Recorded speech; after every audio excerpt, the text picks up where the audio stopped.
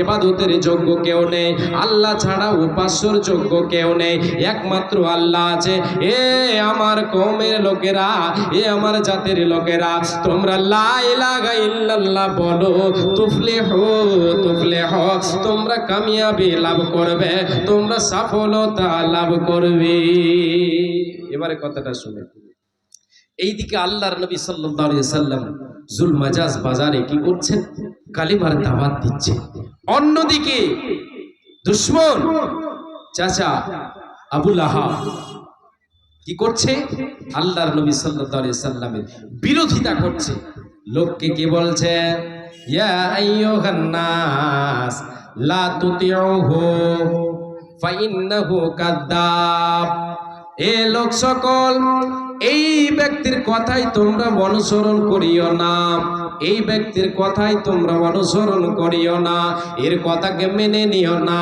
এ হচ্ছে মহা মিথ্যাবাদী, এ হচ্ছে একজন ধর্মত্যাগী, এ হচ্ছে মহা মিথ্যাবাদী, ধর্মত্যাগী। আর এই কথা বলছে, আর আল্লাহ রাসূল সাল্লাল্লাহু আলাইহি ওয়াসাল্লামের পায়ে পাথর ছুঁড়ে ছুঁড়ে মারছে। দুশমন চাচা আবু লাহাব পাথর ছুঁড়ে ছুঁড়ে ছুঁড়ে ছুঁড়ে মারছে। রাবি বলছেন, আমি লোকেদেরকে জিজ্ঞাসা করলাম, কে ওই দিনের দাওয়াত দিচ্ছে, যে ইসলামের দাওয়াত দেনেওয়ালাকে, আর এই ব্যক্তিটাকে, যে ব্যক্তি তাকে পাথর মারছে। লোকেরা বলল, এরা হচ্ছে চাচা ভাতিজা, এটা হচ্ছে নবী মুহাম্মদ, আর এ হচ্ছে তার চাচা আবু, তার চাচা আবু কি, তার চাচা আবু লাহাব। এই বলে লোকেরা জানিয়ে দিল, ওই জায়গা থেকে আপনাকে এটাই বুঝাবো, বিশ্বনবী সাল্লাল্লাহু আলাইহি ওয়াসাল্লামকে অনেক রকম করে কষ্ট দেওয়া হয়েছিল, দুঃখের সাগরে ভেসেছিলেন। চাচা মারছে পাথর, পাকে রক্তাক্ত করে দিয়েছে, শুধু ইসলামের দাওয়াত দিয়েছেন বলে। এ ভাই বাবা যান, মুমিনের জন্য, মুমিনকে আল্লাহ তাবারাক ওয়া তাআলা অনেক ধরনের বিপদ দিয়ে, দুঃখ দিয়ে তার ঈমানকে যাচাই করবে।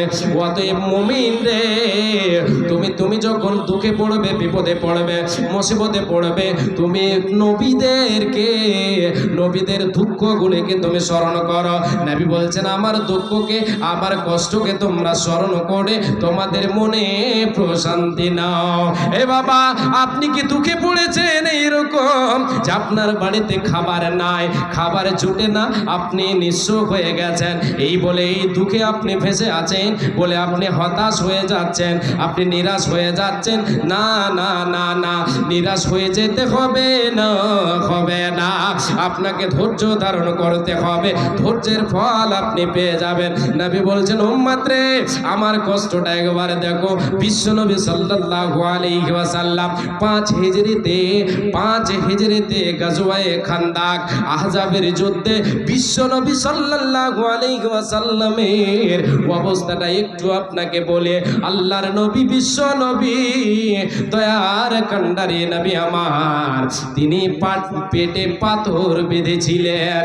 হযরতে জাবির বিন আব্দুল্লাহ রাদিয়াল্লাহু তাআলা আনহু বলেন, আল্লাহর নবী সাল্লাল্লাহু আলাইহি ওয়াসাল্লামকে পরীক্ষা খনন চলছিল, গাজওয়ায়ে খান্দাকে খনন করা হচ্ছিল, পরীক্ষা গর্ত খনন করা হচ্ছিল। এমন সময় প্রচন্ড বড় একটা পাথর, সাহাবীরা কেউ সেটাকে কোদাল দিয়ে কেটে সরাতে পারছে না, হাম্বার দিয়ে ভেঙে সরাতে পারছে না, হাতুড়ি দিয়ে ভেঙে সরাতে পারছে না, সবাই ব্যর্থ হয়ে গেল। নবীজির কাছে গেল, নবী গো, আমাদের দ্বারা সম্ভব হচ্ছে না। আল্লাহর নবী গেলেন, এখানে আল্লাহর নবীর মুজিজা ফুটে উঠল।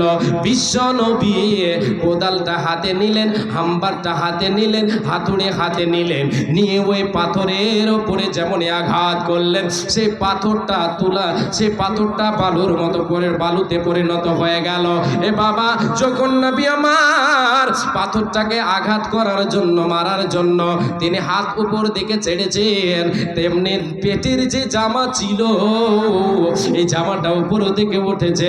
সাহাবীরা দেখছেন নবীজির পেটে পাথর বাঁধা আছে, 3 দিন থেকে খাবার নাই, নবীজির পেটে 3 দিন ধরে খাবার নাই। এমনকি অন্য বর্ণনায় এসেছে, বিশ্ব নবী সাল্লাল্লাহু আলাইহি ওয়াসাল্লামের বাড়িতে মাস চুলা পর্যন্ত জ্বলত না।